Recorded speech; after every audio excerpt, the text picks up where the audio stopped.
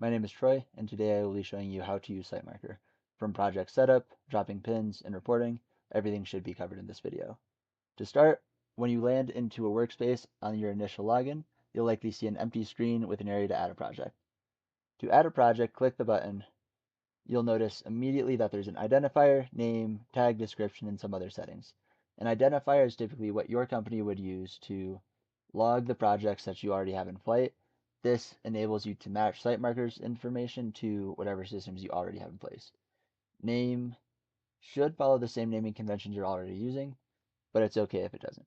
Tags is a way for you to slice and dice your data a little bit differently. For instance, if you are working on commercial projects, residential, sewer and water, you may want to tag each project a certain way so that it's easier to sort through and find them later on. Description is as much as you want to put into it. This is usually a quick way to define what a project is. You'll see this later on in reports. So whatever you put here, it will be pulled into some of your reports.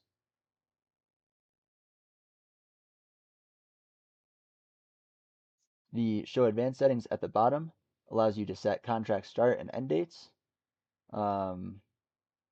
Sometimes this may not apply to you. You can leave this blank and it's not a big deal. Once you click Add Location, you can either type in an address if you have coordinates or use current location to get as close as you want. In this case, I have an address of where I want to get pretty close to. Once this screen opens, this is the map view that will set the default zoom and elevation for the project every time you open it. In this case, it's a pretty large project, so I want to be a little bit zoomed out. Where this yellow marker is in the center is where it will be. At the end of this step, you can create project, and then your project will be there. Project is created, you will see a different part of the app. In the first tab, it is details. This is where you can change your map section. You'll see information that's default to the project. Here you can add contacts either as a main contact you always see or additional contacts that you might not actually want to add into SiteMarker but want to have easy access. Within the description area, this is where you'll see the previous description that you inserted in. And then see more details is where you'll see the start date, end date, contract budget if you added one, and then percentage of completion as that contract goes. The reporting permit section refers to the SWP inspection. If you have an NPDES permit number, you can add it in here as well as MS4 operator. This directly ties into our SWP reporting system, where this information will be grabbed and inserted by default into all those reports. Outside of the info page, you have project members. This is where you can add members from your workspace directly into your project. That signup looks like this. If you have other members in your workspace, you'll have a quick select here. In this instance, there's this guy Troy that I have in the workspace but not added to the project. Adding to the project allows him to see this project and view it based on his permissions.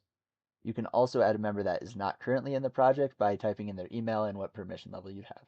You can see the permission levels by tapping on the eye icon there and inviting them as you would like. One below project members is site notes. This is where you can add notes about anything that happened on sites, as well as add photos.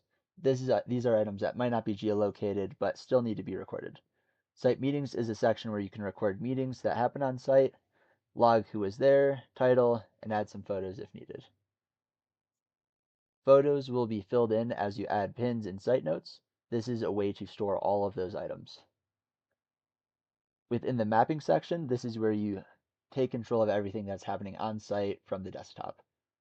In the Map Layers tab, this is how you add KMLs, PDFs, drone images, KMZs. If you would like to add a layer, you can click the Add button. Typically, you would want to start with a KML, just so that you can add some georeferenced imagery and know where the rest of your files could go. For this instance, I have an existing wetland file. Once you load it in, you'll see the KML gets placed geolocated, and you can save this down to the project. Once this is saved, you'll see it pop up on the map under layers. Now that you have a file that's located in reference, you can maybe add a PDF. This could be an overall SWP inspection, phase 2, existing conditions, pretty much any PDF that you'd like to add to the map that's a construction document, you could add here. For this one, I'll throw in an overall SWP plan. Once that file's loaded, you'll see it appear. What you want to look for is in typically the bottom right, but maybe in a different section of your file, is the scale. For this document, it is 1 inch to 120 feet. In the top left, you will see the area where you can add that in. And then you will also see a compass in the bottom right, and we want to get that north pointing upwards. So you can grab the corner and drag it until it's pretty close.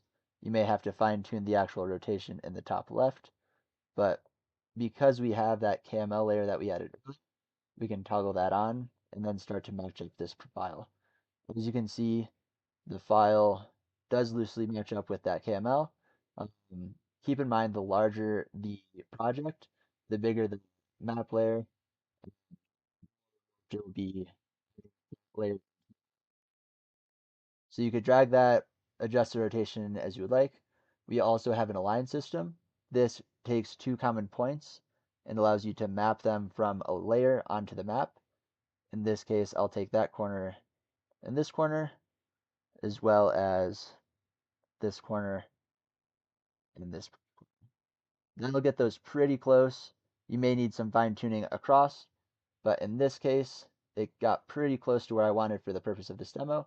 I'll click done and then save that map layer down to the project. Pretty much immediately you'll be able to see that image appear on the map. It may take some time as it processes and we're able to tile it. That brings the map quality to the absolute highest it can possibly be. Now that you know how to add layers, I want to take you to a more complete project so that you can see what the full interface would look like. In this instance, I'm going to switch workspaces into a demo environment. You may have different workspaces within your company if you are a large company with multiple cost centers. For instance, if there's a Northeast division as well as a South division, you may want to keep those separate for whatever reason. Workspaces allows you to keep those separate while maintaining control of who's seeing what projects. In a built-out project screen, you'll see multiple tiles. At the moment, we have tile view and list view, as well as a search bar to find those files. Opening up the project, this is a similar location to the one I just, but it has a little bit more information filled out. As you see, there's more project members, site notes are filled out, there are site meetings, and then photos attached. That maps tab that we were just in, you'll see layers with more options. Here, there's a drone image or a geotiff that we have inserted in. Zooming in, you can see that it is tiled and continues to increase in visibility as you zoom in. For this situation, I'm going to add in the overall and put on the existing wetlands again. And you can see how this overlays onto the map with pins also on it. I'll go into dropping pins a little bit later from the mobile app. Typically, this is done while you're in the field. The web application is for when you're in the office setting up projects and going over data. While you're in the field, you'll be using our mobile app on iOS or Android, and that's where you'd actually go about dropping the pins. On the left side of the screen, you can see a quick view of all of the pins in this project. Scrolling through allows you to select, and then when you do select on one, it'll zoom in a bit, enlarge that pin, and then shows you the details. Clicking through each pin, you're able to see all previous logs, what pictures have been added, who did it, and what the status was. This is important as a project goes on for a while and you want to see progress on a certain pin or element over the span of a year. Moving over to the next tab, you'll see reports. This is where all of the reports that were created on a project will lay. Next is CDs. Any construction document, whether it's a layer or a non-geolocated image, can stay here. This is where all of your documents will live and connects to mobile, which then you can download and keep on site with you. Documents is our area for any type of file, whether that's a report that you created, a submittal schedule, other files that you don't necessarily want in CDs, or past SWP inspections.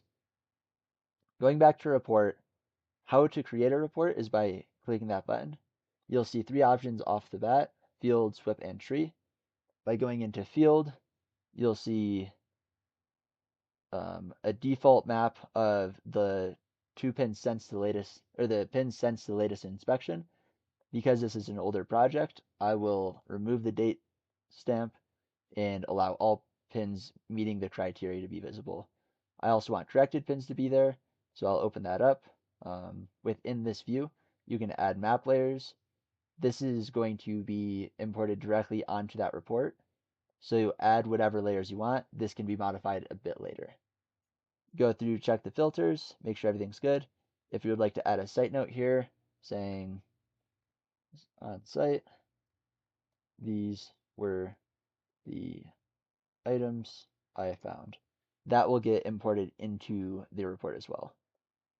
You can also select a previous note and influence the report with that. Once you click review report, it'll start building and then bring you into the draft mode. Typically this is pretty quick, if not instantaneous. There we go. This is a 20-page report. You can see the site note in here. All of the pins will get a page of their own so that you can easily track through what all of the pins included on the report were outside of corrected. If there were pins that were corrected since the last report, this is where they would appear. Once that general information field is down, you can see the overall map page. We dedicate an entire map page to just the wide scope of the pins that were on that site. While you're in this area, you can edit this map layer back.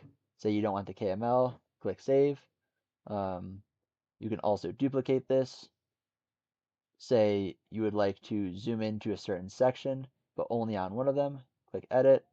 I only want to see this small area of pins. I also don't want existing or this. I just want the drone image. And you can click save, and that's its own page. As you go through the next parts, you'll see that each page has its pin, the note attached, all the general information, its status, who dropped it, date, and then photos that were attached. We dedicate a page to each of these pins. And going to the second page and second step of the report, you can see each of these pages listed out. When you're ready to publish the report, you can click the publish button. If there's someone on the project you'd like to send by default, you can either search their name. For instance, I want to send this to Landon. Once the report's published, it will by default send that to them by email. You don't have to do anything. In that email, it'll send a PDF as well as a public link. A public link is able to be accessed without a SiteMarker account. So if you are sending it to a contractor or someone outside of your organization, you can send that public link and they'll be able to access the report and interact with it. Once you hit the publish button, it'll start loading. Typically, we average 10 seconds a page, so it is pretty quick. As you're waiting for that to publish, you can go back in your project screen and do whatever you're looking for. Now that this report is published, we are able to click into it and see the two different view states that SiteMarker offers. Going immediately into it, you'll see the interactive view, where you have the general information that you typed in before, site notes, all of the pins that you previously had, the 2 pages, and then we'll add a page for every pin. Within the interactive view, one of the main benefits is being able to literally walk to the pin while viewing the map. If you click find my location, this can be either on a laptop or on a mobile device. Usually when people are in the field, they'll use the mobile device so that they can use their phone and walk to that actual pin. Once you get to the pin, you're able to see all of the details previously, what the status is, and then make any changes you would like to. This works the exact same on all of these individual pin pages. You can click on the pin. Say you want to see a little bit more detailed imagery, you can click on that image, get the zoomed in version, as well as the notes that were attached to it. The next view we have is the PDF version. While you don't have the access of clicking on the actual pin, this is a version you would print off and hand to someone as a completed report. This is the exact same style, everything matches up the exact same. It's obviously a PDF and not clickable. Other than images at this moment, you are able to click on solo images to get that viewed in a bit, but clicking on pins to see extra information is not quite available on the PDF.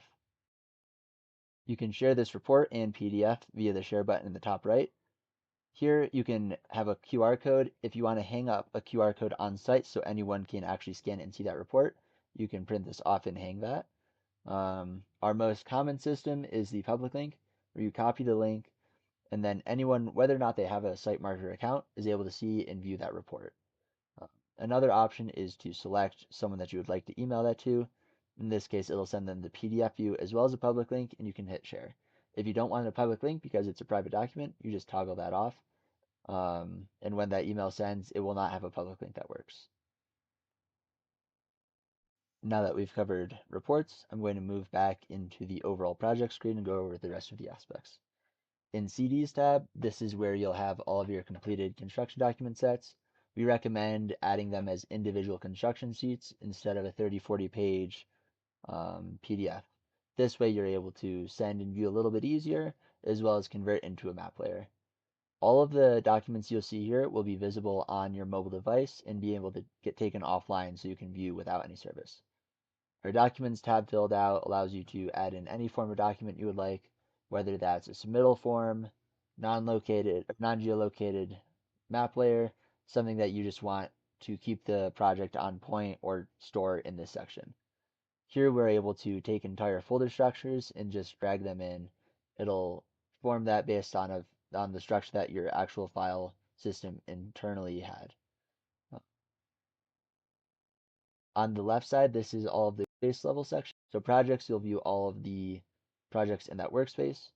Reports are all reports generated from that specific workspace, sortable by user, location, report type, and name. Within team, this is your entire workspace team member. If you would like to add a member to the workspace as a whole instead of just a certain project, you can invite them the exact same way. Next, I'll move over to the mobile app just to show you how using the phone in the field would actually operate. Now that we're in the mobile app, I want to show you how you're able to drop pins, view CDs, and do everything else that you just added onto the web admin side. At this moment, I am not currently at this project site, so you will not see my blue location puck. Know that when you are on site, you'll see the blue location puck. While you're on site, the button in the middle on the bottom allows you to add a pin.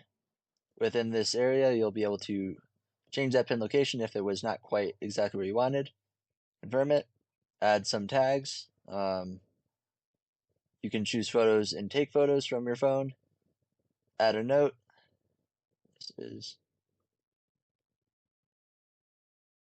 You can make that pin private if you don't want other people to see it, as well as choose pin type. Within pin type, we have 3 by default: general, SWP, and tree, in different statuses, categories, and other varieties based off of that. Within general, you have observation status, and by default, we ship site marker with these categories. Now we can add categories very easily. You just have to let us know and we'll be able to add them in. With SWP, it's still statuses, but there's different violation types. If you need to see what the actual violation letter abbreviations are for, you can click View Options, and these are all of what those would represent. It's important to mark these correctly. As that SWP report comes out, it will automatically map each of these to that category related in the official document. Tree pin works pretty similar, but with different fields. You can choose species, what grade, as well as viewing the options for what that grade sign is for. A rating, you can add trunk size, a regular canopy, and what direction it's pointed. For this example, I'll go back to general, observation, and then add landscape. And sometimes you need 2 separate categories, so you can also add a second one in. Once that pin gets submitted, you're able to see that pin on the map. Because I'm not on site, that pin went to my current location. If you are dropping remotely, for instance, you're in the road taking a picture from your car, but know where on the map roughly it is, you can turn on that overall drainage plan. You can turn on the KML, and you'll be able to see roughly where it is without being on the site. Here you're able to long press on the map to drop a pin, and it is the exact same options as what you see before, just done remotely. Going back a page, you are able to quick filter to needs action only pins, as well as all of the pins on that site. Construction drawings opens up all the construction drawings on that document or on that project, and you can sort through there. The other thing I want to touch on is if you click this cloud button in the top right, it'll download the project to your device. You can see that progress by clicking the screen button in the top, and it'll show you how many kilobytes or megabytes have been downloaded. If you've also noticed that your internet's spotty, we have a force offline mode. that takes that project offline, no more latency. You can download and set all of your pins up in this stage, and once you connect back to service or Wi-Fi, all of those pins will upload without losing any data. The other area on the mobile I want to touch on is this menu. If you're finding yourself in a potentially outdated version, you could go to settings and check for updates. And if there's a new update, it'll say, would you like to apply this update? And then you can. In this case, I did not have an update, so it was not necessary. As this project downloads, it'll continue to go. Once it is downloaded, the cloud will lose the arrow and have a full button. In terms of the mobile app, this is really all. You can add notes and add meetings just like you can on WebAdmin. You can also create reports the exact same, just a slightly different interface. But you'll notice that everything for the most part works the same as WebAdmin. At the moment, there is only one feature that we do have on mobile that's not on WebAdmin, and that is the shape tool. In the bottom right, you'll see this polygon icon. Here you can click on it and add custom shapes. This could be used for denoting a certain area for certain purposes. In settings, you can change that color. Say red is a no-go area. You want to show area. You can save this down as a map layer, and it will be represented in that map layer section. I won't save it in this purpose, but you understand. And once you have that layer set, you can click on it, and it'll show you those extra details. Thank you for watching. Hopefully you learned enough about how to use SiteMarker. If there are any questions, feel free to reach out anytime and send us a message. We're always willing to help. Thank you.